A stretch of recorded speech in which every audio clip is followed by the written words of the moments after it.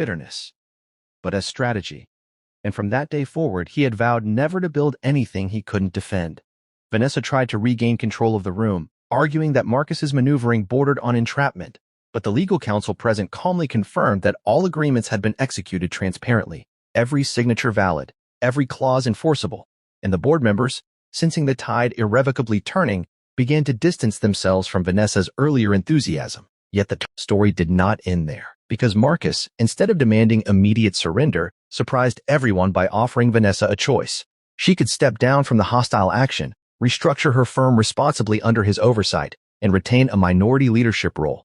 Or she could proceed and risk losing everything, and that offer stunned her more than the takeover itself, because it revealed something she hadn't accounted for. Mercy. Vanessa's entire career had been built on domination, on winning at any cost. And here stood the man she had tried to displace, offering partnership instead of vengeance. For a long moment, pride warred with pragmatism inside her, memories flashing of magazine covers calling her the queen of acquisitions, of rivals she had crushed without hesitation, of deals closed in rooms just like this one. And then she looked at the screen again, at the evidence of her vulnerability, and understood that the narrative she had constructed about herself was cracking. Why? She finally asked, her voice quieter, and Marcus answered honestly. Because I didn't build Halstead to become the villain in someone else's story. And the simplicity of that answer shifted something intangible in the room. Outside the conference room, employees typed at desks unaware that their company's fate had balanced on a sentence. And inside, Vanessa slowly sank back into the chair she had claimed so confidently less than an hour earlier, realizing it was never hers. The board postponed the vote, tensions diffused but not erased, and over the next weeks, headlines speculated wildly about a silent power play in Manhattan's corporate elite. Though the full truth remained sealed behind non-disclosure agreements, Vanessa accepted Marcus's terms, but not out of defeat alone. There was a deeper recognition that her aggressive model had left her perpetually on edge, always hunting, never secure. And under Marcus's oversight, Carrington Ventures shifted from hostile takeovers to strategic revitalizations, focusing on sustainable growth rather than short-term extraction. The transformation was not smooth, and there were clashes, heated debates behind closed doors where Vanessa's instincts flared and Marcus's patience was tested. But gradually a strange respect formed between them, forged not in friendship, but in mutual acknowledgement of competence. Months later, during a joint press conference announcing a groundbreaking partnership initiative, supporting minority-owned startups, a reporter asked Vanessa what she had learned from the experience, and she paused, glancing briefly at Marcus before answering. That power without foresight is just borrowed time, a statement that trended across social media within hours. What the public didn't see were the quieter moments.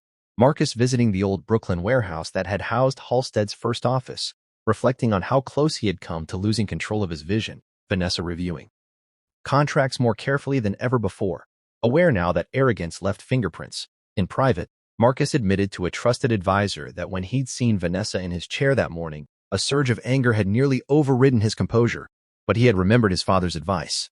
Let them underestimate you. It's the only advantage they'll give you for free. And that restraint had made the difference between chaos and calculated revelation. The ultimate twist came a year later when an economic downturn threatened several mid-sized tech firms, and it was Vanessa who proposed a stabilization fund leveraging Carrington Ventures' newly strengthened balance sheet, a plan that saved hundreds of jobs and earned praise from regulators who once viewed her with skepticism. And during the board meeting, approving the fund, she deliberately chose a seat halfway down the table rather than at the head, a subtle gesture that did not go unnoticed. As for Marcus, he never mentioned that morning again, never repeated the line that had frozen her in place, but those who had been in the room could still feel its echo whenever negotiations grew tense. The story of the rich woman who stole a black CEO's seat only to discover he owned her company became a quiet legend in corporate circles, told not as gossip, but as cautionary tale, a reminder that true power is often invisible until tested. And if there's one lesson etched into every marble tile of that gleaming lobby, it's this. Never mistake presence for ownership. Never confuse noise with control. And never assume the person standing calmly at the end of the table doesn't already hold the deed to the room you're trying to claim. Because sometimes the most devastating mic drop isn't shouted, it's spoken softly, with the certainty of someone who prepared long before you arrived. Stop scrolling. because in the next few minutes, you're about to witness a story about power, pride, and a single sentence that changed everything. If you believe in justice, unexpected twists, and seeing arrogance crumble in real time, hit subscribe right now and stay with me, because this story proves that sometimes the quietest person in the room owns the loudest future. The morning the incident happened, the lobby of Halstead Global shimmered like a monument to money itself, sunlight pouring through 40-foot glass windows and striking the polished marble floors so brightly that visitors often paused just to stare at their own reflections beneath the gold-trimmed ceiling. And at exactly 8:47 a.m., a woman in a tailored crimson suit strode across that marble as if she owned not just the building, but the city around it. Her name was Vanessa Carrington, venture capitalist known in Manhattan circles for buying struggling companies and flipping them before the ink on the contracts had dried. And today she wore confidence like perfume, sharp and impossible to ignore, her diamond bracelet clinking softly as she approached the executive elevator reserved exclusively for the CEO of Halstead Global, a rapidly rising tech logistics firm that had just secured a billion-dollar federal contract. And when the receptionist timidly reminded her that the elevator required biometric clearance, Vanessa gave a thin smile and said she was meeting the board to discuss a leadership transition, words that floated through the air like a warning shot. Upstairs, in the executive conference room, the board members sat stiffly around a 12-foot walnut table, murmuring anxiously because rumors had spread overnight that Vanessa's firm had quietly acquired a significant chunk of Halstead stock, enough to cause panic, but not enough, they thought, to seize control. And yet there she was, stepping into the room uninvited, her heels striking the hardwood floor with deliberate rhythm, her gaze landing immediately on the chair at the head of the table, the CEO's chair, an understated black leather seat facing the skyline. And without asking, without hesitating, Vanessa set her handbag down and sat in it, crossing her legs as if posing for a magazine cover. Silence swallowed the room, broken only when Marcus Reed walked in moments later, tall, composed, dressed in a charcoal suit without a single flashy accessory, his presence calm but commanding in a way that didn't need volume to be felt. And Marcus, the black CEO who had built Halstead from a 3-person startup in a Brooklyn warehouse into a powerhouse valued at 9 figures, paused when he saw Vanessa occupying his seat, but instead of anger flashing across his face, something unreadable flickered in his eyes, a quiet calculation that unsettled more than rage ever could. Vanessa smiled sweetly and said, "I thought we'd save time and skip the formalities, Marcus." It's time for new leadership, and a few board members shifted uncomfortably, while others avoided Marcus's gaze, and he remained standing at the far end of the table for a long second before slowly setting his tablet down and saying, almost conversationally, "Interesting choice of chair," to which Vanessa replied, "It won't be yours much longer," her tone silky with confidence. What she didn't know, what no one in that room except Marcus and one other silent board member knew, was that 6 months earlier, when Halstead stock briefly dipped due to a supply chain scare, Marcus had quietly formed a holding entity under his grandmother's maiden name and purchased a controlling stake through layered acquisitions that masked his majority ownership, a move designed not out of paranoia, but out of experience. Because Marcus Reed had learned early in his career that visibility attracted predators. Vanessa leaned back and began outlining her plan to restructure Halstead, speaking as though she were already in charge, detailing layoffs, asset liquidations, and a rebrand that would prioritize short-term profits over the long-term innovation Marcus had championed. And as she spoke, Marcus observed the board's reactions, noting who nodded, who frowned, who looked ashamed. And when she finished, she clasped her hands and said, "With the shares my firm now controls, and with the support of key investors, I'm prepared to call for an immediate vote of no confidence." And that was when Marcus walked slowly toward the head of the table, stopping just behind her chair, his reflection visible in the window ahead. And in a voice so steady it sliced through the tension, he said, "You can call for any vote you'd like." A slight pause stretching the moment thin.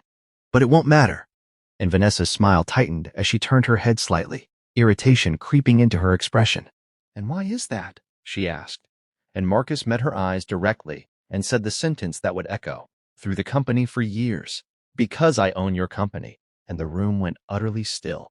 A few people actually blinked as if mishearing him, and Vanessa let out a short laugh, dismissive at first. "That's not possible," she said. But Marcus tapped the tablet on the table and a document illuminated the screen mounted on the wall.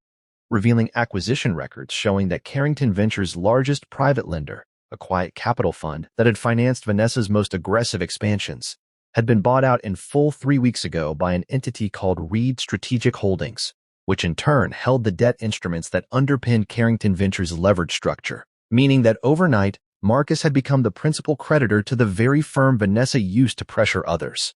Vanessa's face drained of color as comprehension dawned slowly, painfully, because in her rush to dominate Halstead, she had extended her firm thin, stacking loans against projected gains, assuming no one would dare challenge her position, and Marcus continued, not raising his voice, not gloating, simply stating facts.